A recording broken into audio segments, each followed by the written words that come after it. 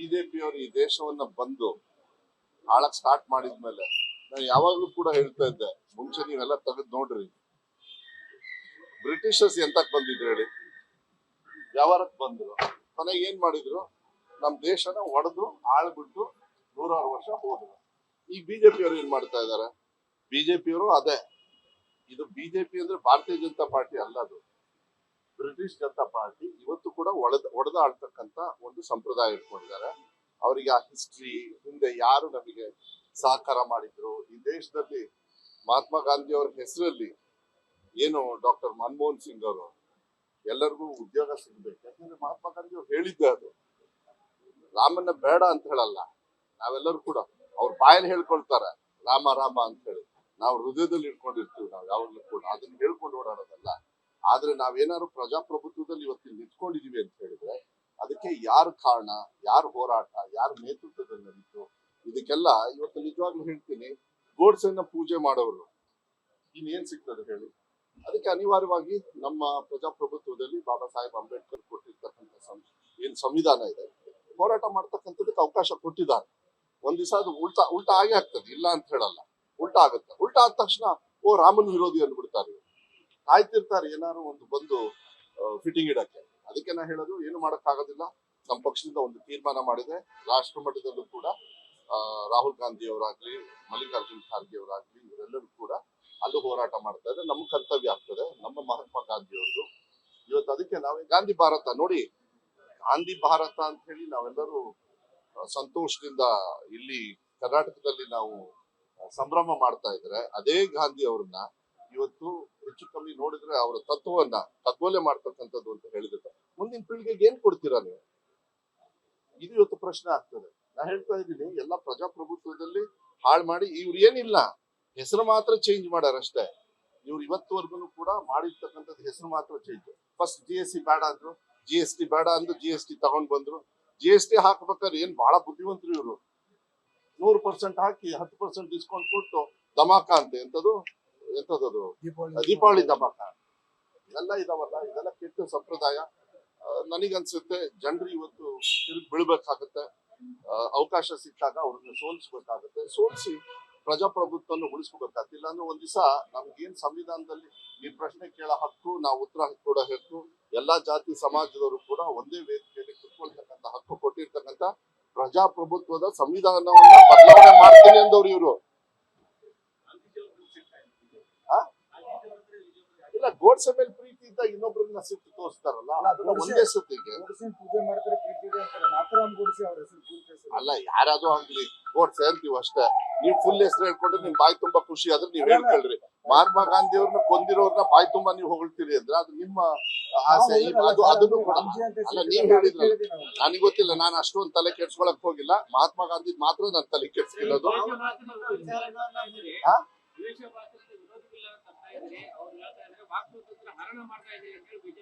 ಹೌದೌದು, ಮುಂದಿನ ಪೀಳಿಗೆಗೆ ಇವ್ರು ಮಾತಾಡ್ತಕ್ಕಂಥದ್ದು ಎಲ್ಲದೂ ಅದನ್ನೇ ಕಲ್ಕೊಂಡು ಕೂತ್ಕೊಳ್ಳಿ. ದೇಶನ ಒಡೆದು ಆಳೋದಕ್ಕೆ ಇವ್ರದೆಲ್ಲದೂ ಸಂಪ್ರದಾಯ ತಂದು ಬಿಟ್ರೆ ಸರಿ ಆಗ್ತದಾ?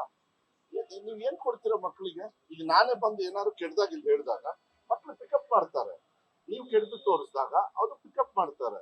ನಮ್ ರೆಸ್ಪಾನ್ಸಿಬಿಲಿಟಿ. ಈಗ ಸರ್ಕಾರ, ನಾನು ಕೂಡ ಒಬ್ಬ ಮಂತ್ರಿ, ನನಗೂ ಒಂದು ಕರ್ತವ್ಯ ಇರ್ತದಲ್ಲ, ಅದನ್ನ ನಾನು ನಿಭಾಯಿಸ್ತಕ್ಕಂಥದ್ದು ಹೆಂಗೆ?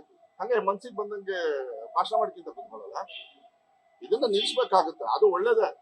ನಾನ್ ಕೇಳೋದು ಅದು ಬಹಳ ಸ್ಟ್ರಿಕ್ಟ್ ಆಗಿ ಮಾಡ್ಬೇಕಾಗ್ತದೆ. ಅದನ್ನ ಭಾವನಾತ್ಮಕ ಅಂತ ಹೇಳಿದ್ರೆ ಇವತ್ತು ನಮ್ಮ ದೇಶದೊಳಗೆ ಅನಿವಾರ್ಯವಾಗಿ ಜನರು ಕೂಡ ಇದನ್ನ ತಿಳುವಳಿಕೆ ತಗೊಳ್ಬೇಕಾಗುತ್ತೆ. ಭಾವನಾತ್ಮಕದಲ್ಲಿ ಏನು ನಡೆಯೋದಿಲ್ಲ, ಹೊಟ್ಟೆ ತುಂಬೋದಿಲ್ಲ.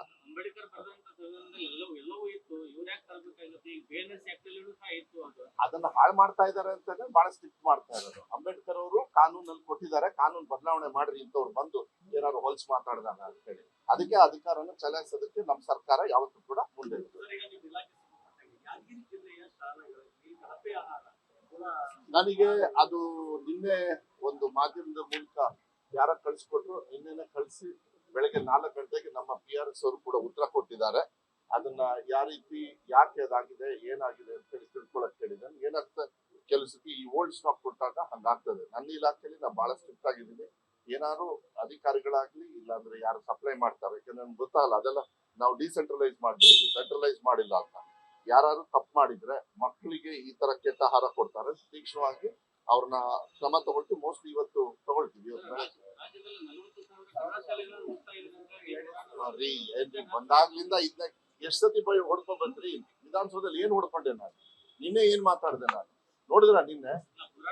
ಅಲ್ಲ, ಹೋರಾಟ ಮಾಡ್ಲಿ. ಕ್ಲೋಸ್ ಮಾಡ್ತೀನಿ ಅಂದವ್ರು ಯಾರು?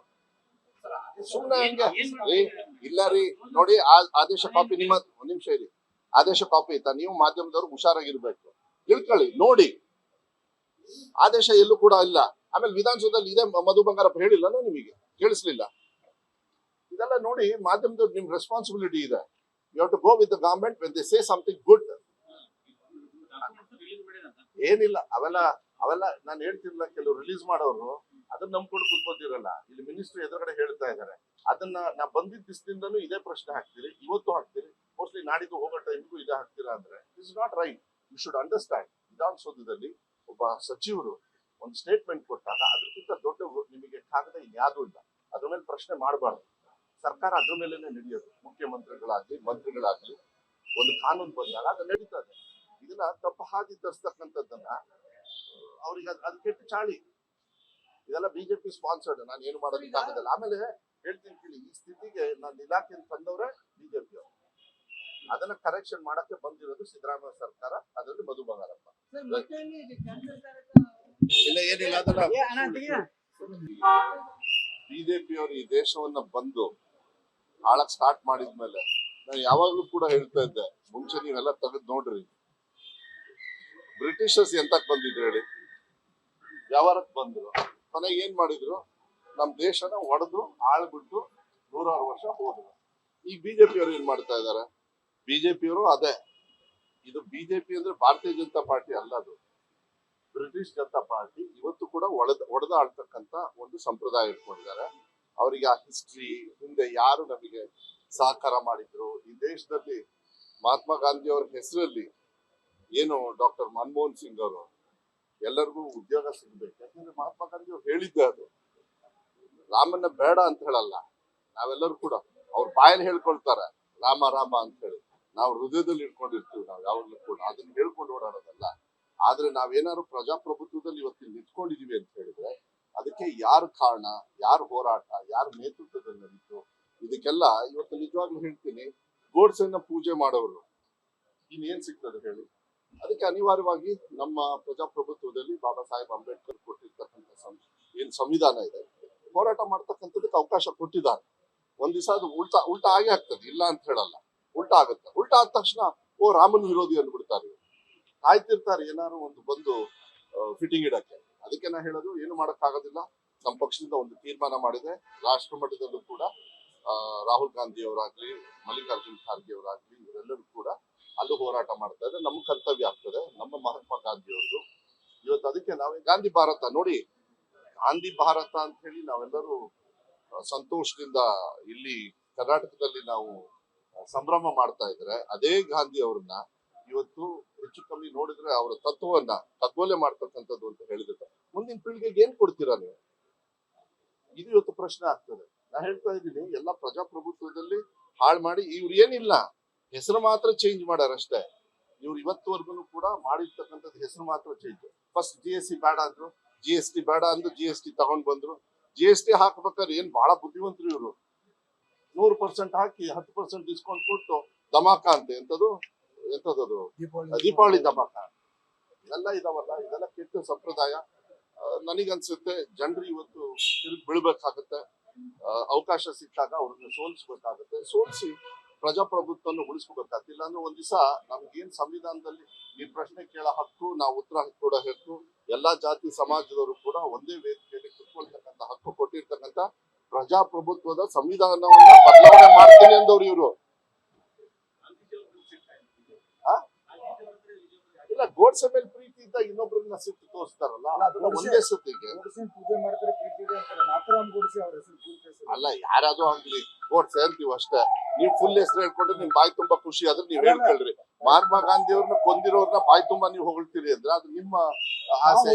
ಅದನ್ನು ಅಲ್ಲ, ನೀವ್ ಹೇಳಿದ್ರಲ್ಲ, ನನಗೆ ಗೊತ್ತಿಲ್ಲ, ನಾನು ಅಷ್ಟೊಂದು ತಲೆ ಕೆಡ್ಸ್ಕೊಳಕ್ ಹೋಗಿಲ್ಲ. ಮಹಾತ್ಮ ಗಾಂಧಿ ಮಾತ್ರ ನಾನು ತಲೆ ಕೆಡ್ಸ್ಕಿರೋದು. ಇದ್ರಿ, ಅವ್ರು ಹೇಳ್ತಾ ಇದ್ರೆ ವಾಕ್ ಸ್ವಾತಂತ್ರ್ಯ ಹರಣ ಮಾಡ್ತಾ ಇದೀವಿ ಅಂತ ಹೇಳಿ ಬಿಜೆಪಿ ಅವರು ಹೇಳ್ತಾರೆ. ಹೌದು, ಮುಂದಿನ ಪೀಳಿಗೆಗೆ ಇವ್ರು ಮಾತಾಡ್ತಕ್ಕಂಥದ್ದು ಎಲ್ಲದೂ ಅದನ್ನೇ ಕಲ್ಕೊಂಡು ಕೂತ್ಕೊಳ್ಳಿ. ದೇಶನ ಒಡೆದು ಆಳೋದಕ್ಕೆ ಇವ್ರದೆಲ್ಲದೂ ಸಂಪ್ರದಾಯ ತಂದು ಬಿಟ್ರೆ ಸರಿ ಆಗ್ತದಾ? ನೀವ್ ಏನ್ ಕೊಡ್ತೀರಾ ಮಕ್ಕಳಿಗೆ? ಈಗ ನಾನೇ ಬಂದು ಏನಾದ್ರು ಕೆಡ್ದಾಗ ಇಲ್ಲಿ ಹೇಳಿದಾಗ ಮಕ್ಳು ಪಿಕಪ್ ಮಾಡ್ತಾರೆ. ನೀವು ಕೆಡ್ದು ತೋರಿಸಿದಾಗ ಅವರು ಪಿಕಪ್ ಮಾಡ್ತಾರೆ. ನಮ್ ರೆಸ್ಪಾನ್ಸಿಬಿಲಿಟಿ. ಈಗ ಸರ್ಕಾರ, ನಾನು ಕೂಡ ಒಬ್ಬ ಮಂತ್ರಿ, ನಂದು ಒಂದು ಕರ್ತವ್ಯ ಇರ್ತದಲ್ಲ, ಅದನ್ನ ನಾನು ನಿಭಾಯಿಸ್ತಕ್ಕಂಥದ್ದು ಹೆಂಗೆ? ಹಂಗೆ ಮನ್ಸಿಗೆ ಬಂದಂಗೆ ಭಾಷಣ ಮಾಡ್ಕಿಂತ ಕೂತ್ಕೊಳ್ಳಲ್ಲ. ಇದನ್ನ ನಿಲ್ಸ್ಬೇಕಾಗುತ್ತೆ. ಅದು ಒಳ್ಳೇದೇ. ನಾನ್ ಕೇಳೋದು ಅದು ಬಹಳ ಬಹಳ ಸ್ಟ್ರಿಕ್ಟ್ ಆಗಿ ಮಾಡ್ಬೇಕಾಗ್ತದೆ. ಅದನ್ನ ಭಾವನಾತ್ಮಕ ಅಂತ ಹೇಳಿದ್ರೆ ಇವತ್ತು ನಮ್ಮ ದೇಶದೊಳಗೆ ಅನಿವಾರ್ಯವಾಗಿ ಜನರು ಕೂಡ ಇದನ್ನ ತಿಳುವಳಿಕೆ ತಗೊಳ್ಬೇಕಾಗುತ್ತೆ. ಭಾವನಾತ್ಮಕದಲ್ಲಿ ಏನು ನಡೆಯೋದಿಲ್ಲ, ಹೊಟ್ಟೆ ತುಂಬೋದಿಲ್ಲ. ಅಂಬೇಡ್ಕರ್ ಬರೆದಂತ ಸಂವಿಧಾನದಲ್ಲಿ ಎಲ್ಲವೂ ಇತ್ತು, ಇವ್ರು ಯಾಕೆ ತರಬೇಕಾಗಿತ್ತು? ಈಗ ಬೇರ್ನೆಸ್ ಆಕ್ಟ್ ಅಲ್ಲಿಯೂ ಸಹ ಇತ್ತು ಅದು. ಅದನ್ನ ಹಾಳು ಮಾಡ್ತಾ ಇದಾರೆ ಅಂತಾನೆ ಬಹಳ ಸ್ಟ್ರಿಕ್ಟ್ ಮಾಡ್ತಾ ಇರೋದು. ಅಂಬೇಡ್ಕರ್ ಅವರು ಕಾನೂನಲ್ಲಿ ಕೊಟ್ಟಿದ್ದಾರೆ, ಕಾನೂನು ಬದಲಾವಣೆ ಮಾಡ್ರಿ ಅಂತವ್ರು ಬಂದು ಏನಾದ್ರು ಹೊಲ್ಸ್ ಮಾತಾಡಿದಾಗ ಅಂತ ಹೇಳಿ ಅದಕ್ಕೆ ಅಧಿಕಾರನ ಚಲಾಯಿಸೋದಕ್ಕೆ ನಮ್ಮ ಸರ್ಕಾರ ಯಾವತ್ತೂ ಕೂಡ ಮುಂದೆ ಇತ್ತು. ಯಾದಗಿರಿ ಜಿಲ್ಲೆಯ ಶಾಲೆಗಳಲ್ಲಿ ಕಳಪೆ ಆಹಾರ ನನಗೆ ಅದು ನಿನ್ನೆ ಒಂದು ಮಾಧ್ಯಮದ ಮೂಲಕ ಯಾರ ಕಳಿಸ್ಕೊಟ್ರು, ನಿನ್ನೆನೆ ಕಳಿಸಿ ಬೆಳಗ್ಗೆ 4 ಗಂಟೆಗೆ ನಮ್ಮ PRS ಅವರು ಕೂಡ ಉತ್ತರ ಕೊಟ್ಟಿದ್ದಾರೆ. ಅದನ್ನ ಯಾವ ರೀತಿ, ಯಾಕೆ ಅದಾಗಿದೆ, ಏನಾಗಿದೆ ಅಂತ ಹೇಳಿ ತಿಳ್ಕೊಳಕ್ ಹೇಳಿದ್ದೇನೆ. ಏನಾಗ್ತದೆ, ಕೆಲವು ಸತಿ ಈ ಓಲ್ಡ್ ಸ್ಟಾಕ್ ಕೊಟ್ಟಾಗ ಹಂಗಾಗ್ತದೆ. ನನ್ನ ಇಲಾಖೆಯಲ್ಲಿ ನಾನು ಬಹಳ ಸ್ಟ್ರಿಕ್ಟ್ ಆಗಿದ್ದೀನಿ. ಏನಾದ್ರು ಅಧಿಕಾರಿಗಳಾಗ್ಲಿ ಇಲ್ಲಾಂದ್ರೆ ಯಾರು ಸಪ್ಲೈ ಮಾಡ್ತಾರೆ, ಯಾಕಂದ್ರೆ ನನ್ಗೆ ಗೊತ್ತಾಗಲ್ಲ, ಅದೆಲ್ಲ ನಾವು ಡಿಸೆಂಟ್ರಲೈಸ್ ಮಾಡ್ಬಿಟ್ಟಿದ್ವಿ, ಸೆಂಟ್ರಲೈಸ್ ಮಾಡಿಲ್ಲ ಅಂತ. ಯಾರು ತಪ್ಪು ಮಾಡಿದ್ರೆ ಮಕ್ಕಳಿಗೆ ಈ ತರ ಕೆಟ್ಟ ಆಹಾರ ಕೊಡ್ತಾರೆ, ತೀಕ್ಷ್ಣವಾಗಿ ಅವ್ರನ್ನ ಕ್ರಮ ತಗೊಳ್ತೀವಿ. ಮೋಸ್ಟ್ಲಿ ಇವತ್ತು ತಗೊಳ್ತೀವಿ.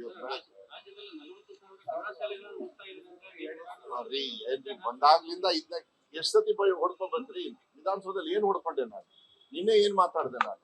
ನೋಡಿದ್ರ ನಿನ್ನೆ? ಅಲ್ಲ, ಹೋರಾಟ ಮಾಡ್ಲಿ. ಕ್ಲೋಸ್ ಮಾಡ್ತೀನಿ ಅಂದವ್ರು ಯಾರು? ಸುಮ್ನೆ ಹೆಂಗೆ? ಇಲ್ಲ ರೀ, ನೋಡಿ ಆದೇಶ ಕಾಪಿ ನಿಮ್ಮ, ಒಂದ್ ನಿಮಿಷ ಇರಿ, ಆದೇಶ ಕಾಪಿ ಇತ್ತ? ನೀವು ಮಾಧ್ಯಮದವ್ರು ಹುಷಾರಾಗಿರ್ಬೇಕು, ತಿಳ್ಕೊಳ್ಳಿ, ನೋಡಿ. ಆದೇಶ ಎಲ್ಲೂ ಕೂಡ ಇಲ್ಲ. ಆಮೇಲೆ ವಿಧಾನಸೌಧದಲ್ಲಿ ಇದೇ ಮಧು ಬಂಗಾರಪ್ಪ ಹೇಳಿಲ್ಲ ನಿಮಗೆ? ಕೇಳಿಸ್ಲಿಲ್ಲ? ಇದೆಲ್ಲ ನೋಡಿ, ಮಾಧ್ಯಮದವ್ರು ನಿಮ್ ರೆಸ್ಪಾನ್ಸಿಬಿಲಿಟಿ ಇದೆ. You have to go with the government when they say something good. ಏನಿಲ್ಲ, ಅವೆಲ್ಲ ನಾನು ಹೇಳ್ತಿರ್ಲಿಲ್ಲ. ಕೆಲವು ರಿಲೀಸ್ ಮಾಡೋರು ಅದನ್ನ ನಂಬ್ಕೊಂಡು ಕೂತ್ಕೊತಿರಲ್ಲ. ಇಲ್ಲಿ ಮಿನಿಸ್ಟರ್ ಎದುರುಗಡೆ ಹೇಳ್ತಾ ಇದಾರೆ. ಅದನ್ನ ನಾ ಬಂದಿದ್ದ ದಿವಸದಿಂದನೂ ಇದೇ ಪ್ರಶ್ನೆ ಹಾಕ್ತೀರಿ, ಇವತ್ತು ಹಾಕ್ತೀರಿ, ಮೋಸ್ಟ್ಲಿ ನಾಡಿದ್ದು ಹೋಗೋ ಟೈಮ್ಗೂ ಇದೇ ಹಾಕ್ತೀರಾ ಅಂದ್ರೆ is not right. You should understand. ವಿಧಾನಸೌಧದಲ್ಲಿ ಒಬ್ಬ ಸಚಿವರು ಒಂದು ಸ್ಟೇಟ್ಮೆಂಟ್ ಕೊಟ್ಟಾಗ ಅದಕ್ಕಿಂತ ದೊಡ್ಡ ನಿಮಗೆ ಕಾಗದ ಇನ್ಯಾವುದೂ ಇಲ್ಲ. ಅದ್ರ ಮೇಲೆ ಪ್ರಶ್ನೆ ಮಾಡಬಾರ್ದು. ಸರ್ಕಾರ ಅದ್ರ ಮೇಲೆನೆ ನಡೆಯೋದು. ಮುಖ್ಯಮಂತ್ರಿಗಳಾಗ್ಲಿ ಮಂತ್ರಿಗಳಾಗ್ಲಿ ಒಂದು ಕಾನೂನು ಬಂದಾಗ ಅದು ನಡೀತದೆ. ಇದನ್ನ ತಪ್ಪು ಹಾದಿ ತರಿಸ್ತಕ್ಕಂಥದ್ದನ್ನ ಅವ್ರಿಗೆ ಅದು ಕೆಟ್ಟ ಚಾಳಿ. ಇದೆಲ್ಲ ಬಿಜೆಪಿ ಸ್ಪಾನ್ಸರ್ಡ್. ನಾನು ಏನು ಮಾಡೋದಕ್ಕಾಗೋದಿಲ್ಲ. ಆಮೇಲೆ ಹೇಳ್ತೀನಿ ಕೇಳಿ, ಈ ಸ್ಥಿತಿಗೆ ನನ್ನ ಇಲಾಖೆಯನ್ನು ತಂದವ್ರೆ ಬಿಜೆಪಿ ಅವರು. ಅದನ್ನ ಕರೆಕ್ಷನ್ ಮಾಡಕ್ಕೆ ಬಂದಿರೋದು ಸಿದ್ದರಾಮಯ್ಯ ಸರ್ಕಾರ, ಅದರಲ್ಲಿ ಮಧು ಬಂಗಾರಪ್ಪ. ಇಲ್ಲ ಏನಿಲ್ಲ ಅದನ್ನ